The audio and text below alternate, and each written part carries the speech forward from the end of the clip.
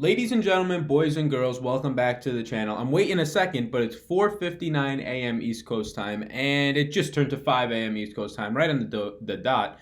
Monday, June 17th, we have a 12-game MLB slate tonight. Pretty far, like 15 hours from when I'm shooting this, so hopefully everybody's able to see it no matter what time you're getting up later in the day. Hopefully it is out there. But yeah, before we get all into it, I'm excited to break down this slate. I'm excited the way WNBA is going. The cash games are just so profitable, and I'm telling you, if you're not watching those videos because you think, oh, the WNBA is gross, trust me, you can't find the games to watch them anyways. I'm trying to watch these games, but if you have projections and you put them into the WNBA, it's a matter of just making sure your players are playing before lock, and you will actually profit. I've played now 5 nights. I've only lost one singular WNBA head-to-head game. Maybe some of that is a hot streak, but for the most part, there's about 75% of the population playing WNBA is a bunch of fish that are just entering at random, and you can take advantage of that in the lower stakes. It is something that I'm going to be pouring a lot more money into on the cash game side and also the single entries side of it, which there's not a ton of I would say matchups and potential there to get a lot of money down, but there's still a good amount that I should be getting more. So I'm excited about that. If you have any questions about WNBA, and look, I don't watch the games. There's no way to. I would watch some of the games that I have players in, but don't be scared because it's the WNBA and you want to watch the games. You don't have to at all. I'm literally profiting 5 nights in a row by almost 100%, turning over my money that I'm putting in almost 100% if it wasn't for the rake. So yeah, I'm excited about that. But let's break down into this MLB slate. Before we do, my name is Sal Vetri. I cover daily fantasy sports in the NFL streets. There's going to be a lot of NFL offseason content from me coming in the next 2 weeks, the month of July into the preseason of August. We'll start DFS in the preseason, which starts in August for the NFL. Very excited about that. We're really just 2 months away, not even, or probably right around there, a little less. So we got that. We have the NBA just ended, WNBA I just touched on. We'll have golf this week. Did not do it last week. Just did not get around to it with a lot of things going on, unfortunately. And then MLB. So let's get into it. Hit me with a like button. Helps a little bit. But the biggest thing that helps is just subscribing to the channel. It might not seem like a big deal, but if you subscribe to the channel, it builds my audience, which allows advertisers, and we've talked about this, but for the new folk, it allows advertisers to see that I have an audience that grows pretty much every video that I make, and it just makes me look more attractive to them to kind of put ads on my videos, which is at no expense to you, or may make me say a little 10-second spiel about their company. No expense to you. You get free content. I get paid in a different avenue. I don't have to get paid for this type of content in the video form. So thank you. I appreciate it. With that said, let's get into it. So this is a weird slate. I'm going to be honest with you. It's 5 in the morning, so maybe some of these probables are wrong, but for the most part, besides one pitcher, which I'll hit on when we get there, all of the Roto Grinder probables at this point and all of the DraftKings probables line up. And when that happens, usually it's a good sign. So right now, that's what's happening. And there's obviously an elephant in the room if you've looked at this slate yet in terms of the pricing. I mean, you have Patrick Korbin at 8,200. There you go. We've addressed that elephant. And when we get there, and I'll get there, I'll kind of give my take on that at Patrick Korbin at $8,200, a guy that we have not seen, I don't believe, below the 5-figure range. And now after 3 bad starts in a row and 4 out of 5 bad starts, so don't just think this is coming out of thin air like Jacob deGrom was recently. Patrick Corbin's looked extremely bad against extremely bad teams. The White Sox the last time out. The Padres the time before that, a team that strikes out a ton, couldn't get them done. 4 out of 5 starts, he's looked dreadful. So, but we know he has 30-plus point upside, so we'll get there when we get there. Let's start in the 10K range, and again, I'll give you 4 to 5 pitchers that I'm going to be using in my actual player pool. Now, if things change with that, be sure to just check on... Be sure to just check on Twitter. I usually just adjust anything that I change from the day if I get a number 1 pitcher that I haven't been even discussing all day, and then some stats or just some lineup construction makes me land on a pitcher more than not. And something that I'm going to be adding is in my projection sheets, or in these sheets right here, these data sheets that are up on Patreon available, linked down below. I'm going to be adding my probable, or the pitchers that I'm using in a player pool on another sheet. So like if you are a Patreon, you do know that you get these sheets. They come in an Excel form. I'm going to add another tab that just says that who I'm starting for that day, or who my player pool is in terms of pitchers, and just my 4 or 5 stacks that I have interest in getting to by like lock. So it'll be up like an hour before lock, and you can just check in right then who I'm on that night. If that helps at all. I've been getting questions about that. So yeah, I'm going to add that to the Patreon as another little bonus. If you're already in the baseball, it'll already be included. So probably start that tonight. Let's start at the top. 10-5. There's 3 $10,000 pitchers, which is maybe a little bit less than we're normally seeing. We're seeing 4 or 5 on these bigger slates. But Mike Soroka up top. Look, this kid has been absolutely lights out, dynamite Averaging, it seems like he gets into the 7th inning every time he's out there, averaging 6 1/3. Had a rough start his last time out, really the first time that he had a rough start. Or he's actually had probably a few in the past 2 months too now. But yeah, a 1.92 ERA. He's definitely getting lucky, but he still has a good SIERA at a 3.92.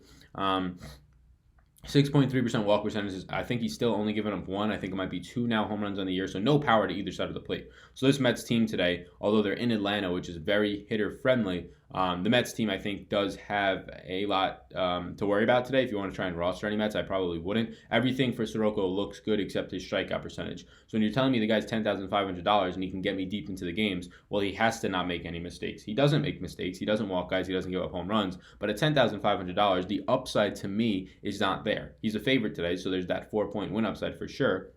He's in a ballpark that allows hitters to smack the ball at the ballpark, and we saw Atlanta just go off for 15 runs yesterday in 85-degree weather, which I tweeted about. The 5.7 run total was way too low. But yeah, New York is an average team. They strike out around average, but I can't get over this 20.9, 21% strikeout rate for Soroka overall. Strikes out lefties 20.4%, righties 21.5%. Spent a lot of time on this guy because I really wanted to consider him this morning, but at 10-5 and the way that this slate kind of breaks out, I'm going to have to pass on him. He's a fantastic pitcher, but he almost grades out to me very similar to a safe pitcher. Not going to give up any damage, has to work deep into the games because if you're lucky, he'll get you 6 strikeouts, but more times than not, he'll get you 5.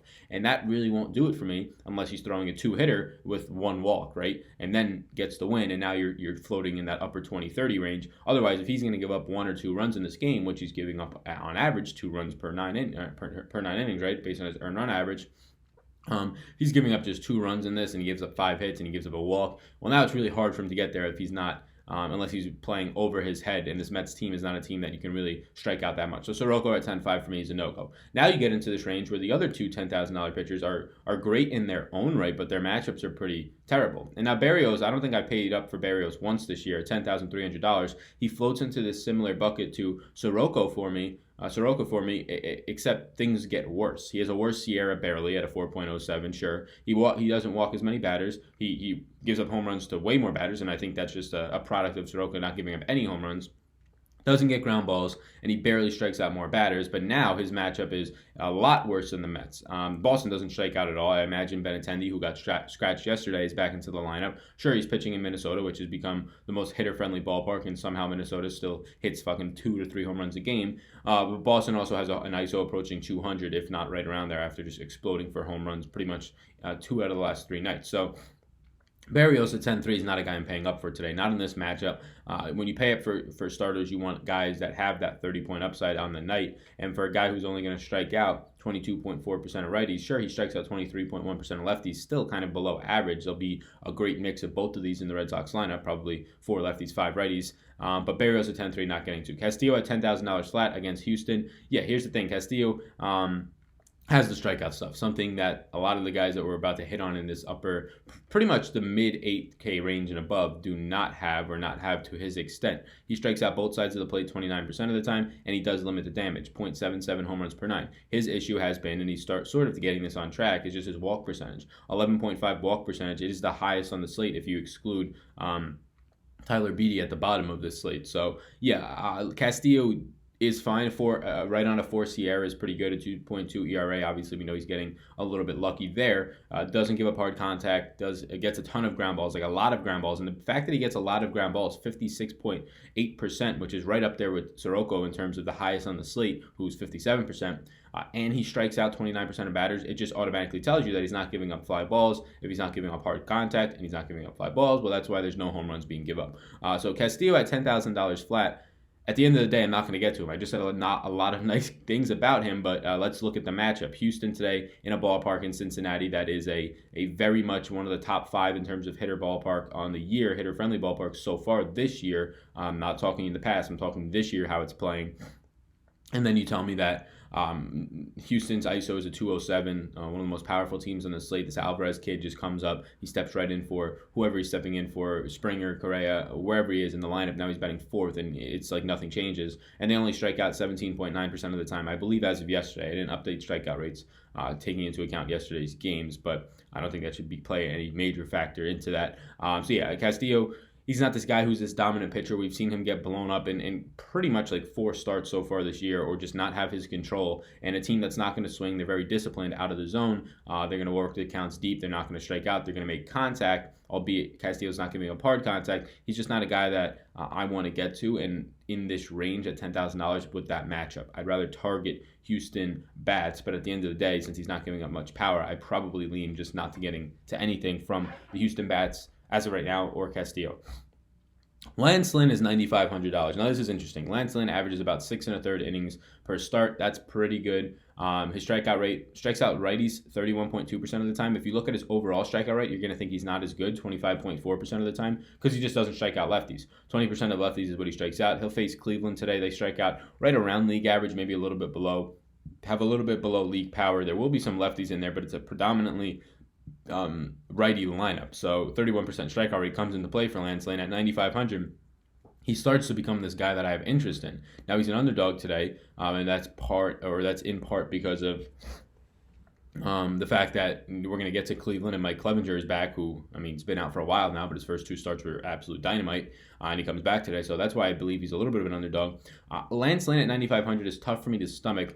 He's sort of this fringe play for me. He's not going to be one of my 4 or 5 guys in as of right now, but he's sort of this fringe play for me because I do like that strikeout rate from the right-handed side of the plate. I think people will overlook that because they'll just look at the total 25% strikeout rate, which makes him look like an average K pitcher, when realistically this lineup today is going to throw out 6 or 7 righties, and he's going to be able to strike out a third of them. That's pretty good.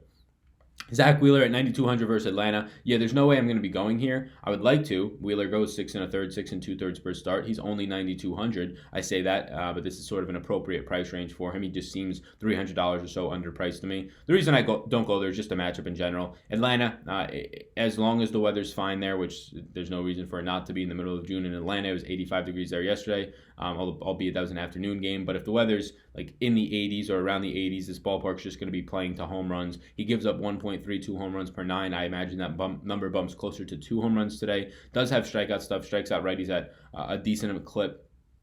24.9% of the time, lefties at 27.8% of the time, and he does limit power to righties, gives up around league average power to lefties. So it's not like we know Wheeler's a good pitcher. I love Zack Wheeler. Zack Wheeler might be the pitcher that I've pitched the most this season outside of like Justin Verlander and Chris Sale. But Wheeler, yeah, I love him. The matchup is just at 9,200, not what I want to get to. And we're about to get to the range of pitchers that I'm starting to get to literally right now. Kenta Maeda, a guy that I think I'm going to be getting to a lot of today. He's a 270 favorite. All the lines aren't out yet, but I imagine that will be the highest favorite against San Francisco today. Pitching in Dodger Stadium, it plays exactly neutral to both pitchers and hitters. It's a 1 in terms of my stadium metric, which if you're at a 1, you're average. If you're below a 1, it's a bad matchup for pitchers. Above 1, it's a good matchup for pitchers.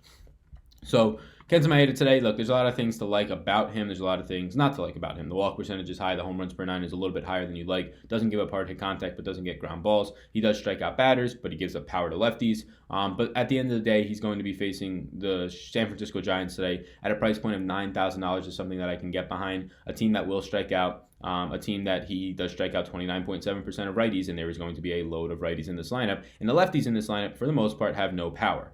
So yeah, Kenta Maeda will be my first pitcher in my player pool.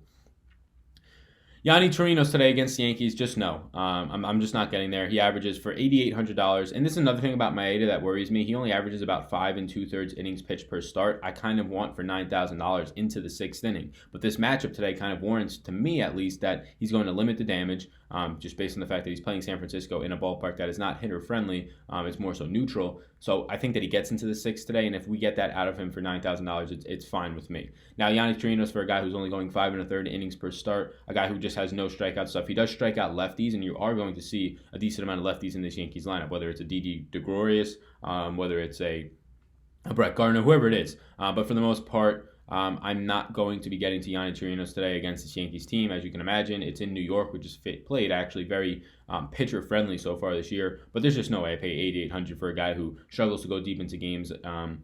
Really not much there in terms of upside from the K percentage, and the matchup is not great. Mike Clevenger, he's back, and this is a huge spot to talk about. He's $8,700. I mean, people might have forgot who the hell Mike Clevenger is. You shouldn't, because he's a dynamite. long-haired absolute flamethrower. So he comes back the first 2 starts in the year. He just put up like 30 spots. I'm pretty sure in both of them, like 35. He's had 10 Ks and 12 Ks. Yeah, look, I can't really break down into his numbers to sort of talk about his season because it's a 2-game sample size because before he injured his back. The things that I can tell you is that I like him. I like him a lot. He went 6 innings in each of those starts, I believe.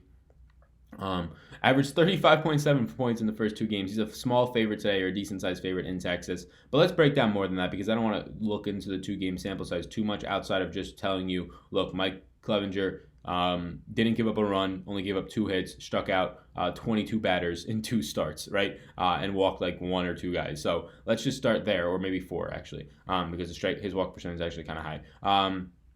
So he rehabbed. He had a couple rehab starts. In his final rehab start, he went 5 1/3 innings. So he actually is, it seems like he is stretched out quite a bit. 5 1/3 innings for a rehab start, if you follow baseball, is a lot. Usually you'll get 4 at most in a rehab start. And he pitched well. They were saying he pitched well. He looked like his normal self. He was getting a pitch count there. So as long as there's no news on Mike Clevenger being on some sort of pitch count today, and him going 5 1/3 in a minor league start, that should not be the case, a pitch count, because when that usually happens is when you have a guy going 3 innings or 4 innings or a certain amount of batters he will face, like 10 batters he'll face in the minors, and then he'll come up and get worked out and slowly get returned to form, sort of like how James Paxton did, sort of like how Vargas did this year. But for Mike Clevenger, I don't imagine that happening. You don't pitch a guy for 5 1/3 innings in his last rehab start, and he probably threw somewhere in the 80s or 90s in that game in terms of pitches, and then you don't just limit him to 80 pitches in the MLB. I imagine if anything, he'll be seeing 90 pitches today, and honestly, I'm fine with that at 8,700, even if that is the case.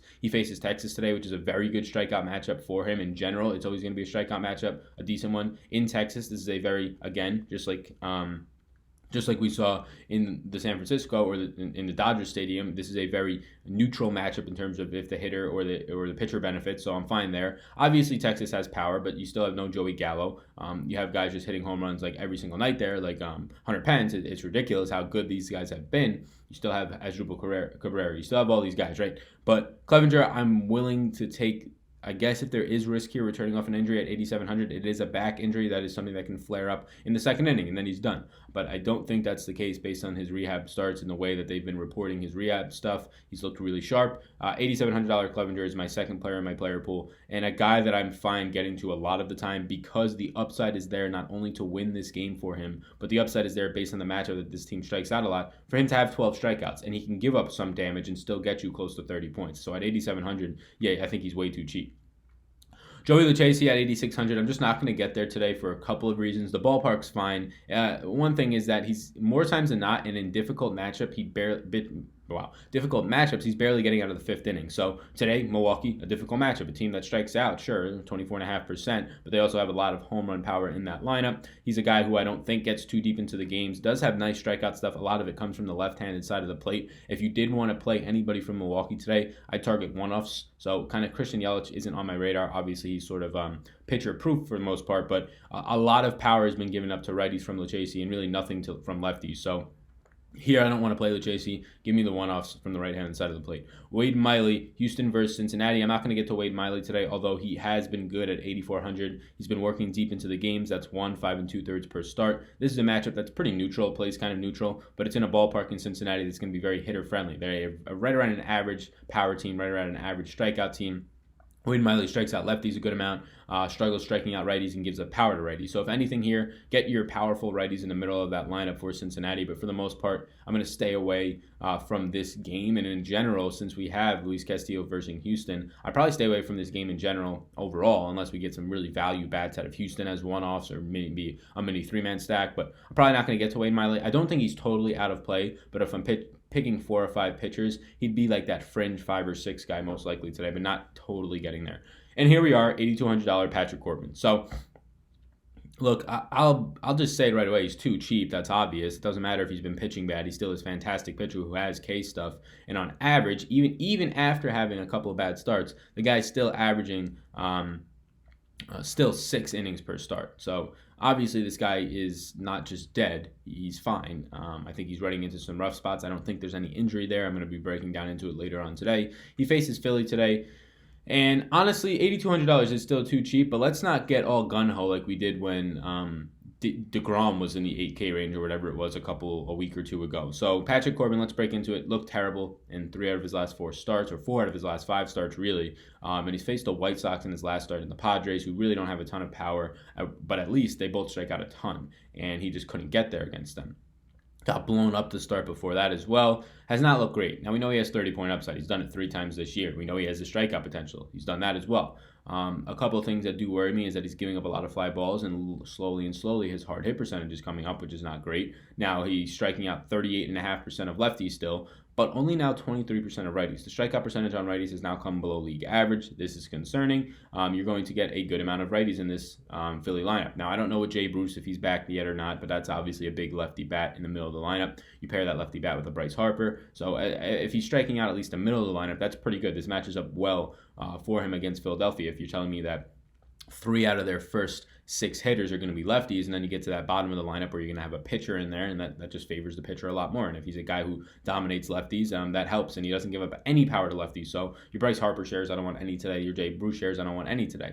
Can they hit a home run off of him? Sure, but he's only given up like 2 home runs or 2 hard hit balls and extra base hits in like the past month to lefties. So Korbin, for me today, he's in my player pool. He'll be my 3rd player in, but I'll be honest with you, I'm not extremely excited to get to him. I know some sites and some touts today will be like 100% Korbin. I don't know. He hasn't looked great. There's definitely some stuff wrong there. His hard hit percentage is coming up. He's not striking out as many righties. And this Philly team is not a team that strikes out in a ballpark that favors, if anything, hitters in Washington. And keep in mind, they have an above average ISO Philly, especially if Jay Bruce is in that lineup, it goes up even more. So Korbin's not this slam dunk play. At 8,200 in this range between Tanaka, Wade Miley, Lucchesi, he probably has the highest ceiling. If you go up to Mike Clevenger, I'd argue that Mike Clevenger and Korbin are right there with each other in terms of 30-plus point ceilings. But yeah, I mean, below him in terms of Korbin, nobody below him has this ceiling in the 30s. And right next to him in Lucchesi and Wade Miley, at least today on this slate, none of them have this ceiling in the 30s. So he's definitely underpriced. Like, if anything, Korbin should be where Lance Lynn is at 9,500. He's significantly underpriced by $1,000+ in my opinion. But that doesn't just take away the fact that he still is not in this dominant matchup where I think that he has to be played, because there are other pitchers above him like Clevenger, like Maeda, that I do fairly like a good amount. Now, I am going to put Patrick Korbin, who's $8,200 in my player pool. We'll see if I get there. I do prefer, I think, Mike Clevenger today, to be completely honest with you. Maeda, based on the matchup, I might get there more, but we do know that Patrick Korbin strikeout stuff, if he's on, can be absolutely lights out. Dynamite 12Ks, and there's your 35 burger. So Korbin, right now, 3rd player in the player pool. Tanaka against Tampa Bay. I'm not getting to Tanaka. This is just a guy who's giving up way too many home runs as of late. Only a 1.3 home run per 9 on the year, but as of late, it's just been a lot more, and his hard hit percentage has come up. Here's the thing that I do. I stack Tampa Bay lefties. You're going to get 3 out of like the top 5 or 6 hitters as lefties, 4 overall in this lineup as lefties. You're going to get your Meadows at the top of the lineup, your Brandon Lowe's at the top of the lineup. Kiermaier will be in there as well. So give me all the lefties. I'm fine getting to all of them on the Tampa side. You can honestly take all 4 of them that'll be starting. They'll be batting between 1 and 7 in this lineup. You can just take the 3 guys who will be batting probably between 1 and 5. So yeah, give me all of the lefties against Tanaka. I don't want any of Tanaka today. Mike Fears, $7,700. Actually, you know what? That's the 8K range. Let's dip down to the bottom tier of this. So Edwin Jackson's $4,200. I don't know. Last time he came out of the bullpen as his projected long reliever, that didn't work. Now he faces Los Angeles today. There's no way you play Edwin Jackson even at $4,200. The guy has 9% of righties is what he strikes out, and his opponent strikes out only 16.8% of the time. So there's no way you play Edwin Jackson today. He gives up over 3 home runs per 9. But you play all that you can of Los Angeles, the middle of the lineup. I imagine Mike Trout is just going to be ridiculously priced for this matchup, but don't be worried. Get to your Albert Pujoses today, get to your Otanis today, get to whatever you want from the Angels. They obviously don't have the greatest stackable team. They're a better one-off or mini-stack team, so if that's the way you want to go, that's fine. Tyler Beede, San Francisco against the Dodgers today, another guy I'm not going to get to, a guy who just doesn't work deep into the games, has decent strikeout stuff for his price point, right? 5,400, if he strikes out 24% of righties, that's decent, but he's facing a team today that just doesn't strike out, has way too much power. 5,400, I'm not going to get there. Has really no win upside today when you see that Maeda is on the other side of this. I do think, though, that at 5,400, if you told me to punt with one guy below the 6K range, which there's really only 3, I'm not getting to Edwin Jackson. I'm not going to get to Hernandez. I think Beede is okay just because he does have this strikeout upside. Hernandez is another guy who's just not going to go deep into the games at 5,900. I just want to see what his start-by-start numbers are.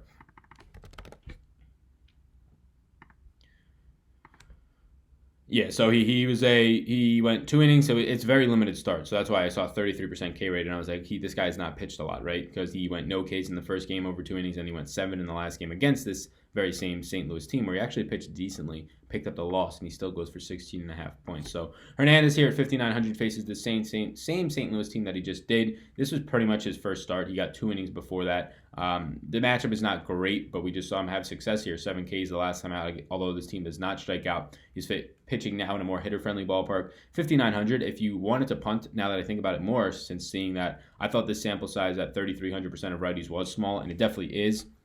But seeing that he just faced St. Louis, I think honestly that helps St. Louis more. I don't want to go back to Hernandez here at 5,900. I don't want any of these guys below 6K personally. So that's just the way that I'm looking at it. Andrew Cashner at 6,200. We're now in the 6K range where there's a pretty good amount of batters, or pitchers I should say. Andrew Cashner at 6,200. We'll work up to the 7K range and then we'll tackle it. $6,200 for Andrew Cashner. So now if you're in this range where it's $6,200 for Cashner, a guy who's going to give up around 1.41 home runs per 9, way too many walks, gives up power specifically to righties. Yeah, I'm not going there. Oakland doesn't strike out. They have power as a hitter or pitcher-friendly ballpark, so it probably leans me off of the Oakland bats. There's not a lot here that I want to get to. Miles Mikolas, yeah, 235 favorite, huge favorite against Miami. I'm going to be getting there. He will be, I guess you can say, my fourth pitcher in this player pool now. So we have Maeda, we have Clevenger, we have Korbin, and then we have Mikolas. Huge favorite today. The strikeout stuff isn't there, but he's only 6,400. This is a guy who can work deep into the games, averaging around 5 2/3 innings pitched per start. And the big upside here is the matchup against Miami. Yes, he's had troubles in similar matchups, which is worrisome, but I'm going to go back to the well here against a team that does strike out, against a team that doesn't have power in a pitcher-friendly ballpark. Mikolas will be my fourth pitcher in the player pool at 6,400, more so because of the matchup and less because of my trust in him. He has no strikeout stuff at all. It's just a matter of him limiting the damage at 6,400 and getting me 15 fantasy points and maybe a win. So here's the thing. For Los Angeles, Felix Pena is listed on DraftKings and Luis Garcia is listed on Roto-Grinders is a starter. I'm not sure if one's going to be an opener, but right now we'll go with Pena. Either way, the matchup for them is pretty good against Toronto, so this is somewhat meaningful. We know that Pena does have actually decent strikeout stuff. The issue with Pena is, can he actually go deep into the game? He strikes out 25% of righties. Overall, he has a 24.5 strikeout rate, limits power to righties, gets blown up by lefties. Let's see. I just want to check his start-by-start numbers here. So let's look Felix Pena. Yeah, and this is the issue with Pena. You're really struggling. He faced Toronto once this year. He went 4 1/3. Picked up, I believe, a win in that game. Yeah, he got 15 points in that at 6,700. You take that all day. So he's had a rough go. I mean, in terms of the matchups, the Dodgers, Oakland, Seattle, Texas, Minnesota. Jesus, this man's last 6 starts have been absolutely brutal. Then he gets Detroit, Toronto, a couple of decent starts, New York back-to-back. So pretty tough season. Outside of Detroit and Toronto, this guy's had a lot of difficult spots to get to. But for the most part, he just doesn't work deep into the games. At $6,700, I do prefer Mikolas to Pena because Pena struggles to get to the 5th when Mikolas is struggling getting to the 6th, which is a much different thing in baseball because if you do follow this, you know that if you go 5 innings, you do have that win upside. Mikolas is a huge favorite today. Pena is probably going to be an underdog. Or actually, no, Pena should be a favorite today with Eddie Jackson on the other side of the mound. So Pena at 6,700, another guy who is in play. Just not going to make my player pool. I'd rather Mikolas at the same price. Now, if you're telling me Mikolas, and I can see this happening based on the matchup, is going to be the chalky pitcher down here, well, then yeah, I'll pivot happily to Felix Pena, who's also in a beneficial matchup. We have 2 pitchers at the same price, which rarely happens. Tommy Milone at 6,900 and Chacin at 6,900. These guys, when you have guys at the same price point, usually one flocks and gets all the ownership and the other doesn't because people like me will cover one of them and not the other one just because you have your preference, and everybody flocks to that side of this. For the most part, Milone would be the guy that I would get to. He works deeper into the games than Chacin. He has better strikeout stuff, strikes out a ton of lefties. The problem with Milone is that he gives up 1.71 home runs per 9, but to be completely honest with you, the exact same home runs per 9 at the exact same price is what Chacin gives up and more walks. So at least Milone limits the walk damage and just the matchup overall. Kansas City has a lot less power. The Padres do strike out more, which is a bump for Chacin, but so does Kansas City. They strike out right around average. So I would go to Milone over Chacin. I don't want either, though, personally. 7K range, 4 pitchers left. I can kind of just go through these ones really quickly because I know I have no interest. Mike Fears against Baltimore. I'd rather have the Baltimore righties there. He is a huge favorite, but he offers very little in terms of the upside for strikeouts. If you're telling me that the guy is going to go only 5 1/3, 5 2/3 today against Baltimore and get me 4 to 5 strikeouts and probably give up a home run or two, I'd rather pay all the way down. Danny Duffy against Seattle. Yes, Seattle strikes out 25% of the time. Yes, this is a pitcher-friendly ballpark. Danny Duffy's strikeout stuff against lefties is pretty good. There will be probably 3 lefties at the top of this lineup. So I actually stay away from the Seattle bats due to that. But at 7,500, once again, I'd rather go down to the 6K range for a guy in Danny Duffy. Realistically, 22% K rate overall, gives up power to both sides of the plate, facing a powerful team. Jake Arrieta, the guy goes 6 innings per start, or right around there.